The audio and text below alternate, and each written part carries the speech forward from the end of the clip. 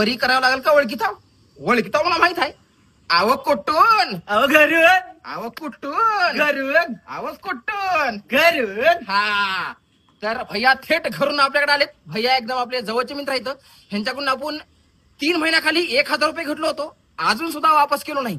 तर आपली पैसे बुडवायची क्वालिटी कशी आहे भैयाला एकदा विचारतो. भैया सांगा क्वालिटी. भैया क्वालिटी 1 नंबर आहे, पण त्याच्यापेक्षा डबल छिनाल पण आहे. आणि भैयाला दिलती मी फक्त 1000 रुपये आणि भैयाच्या घरी चक्रा मारून माझे पेट्रोल गेले 2000 रुपये. खोट भैया खोट बोलायचं नाही. भैयाकडे पेट्रोलची नाही डिझेलची गाडी आहे. खोट. अरे म्हणून तर मी म्हणतोय असं ओरिजिनल मित्राकडून पैसे घ्यायचं आणि ओरिजिनल पैसे बुडवायचं. म्हणून तर मी म्हणतोय पडलालेत पावसाच्या सरी तरी बी भैया बसले नाहीत घरी. भैया आले मागायला उदारी आणि मी म्हणलो बसा शट्ट्यावरी. खोट बोलायचं नाही.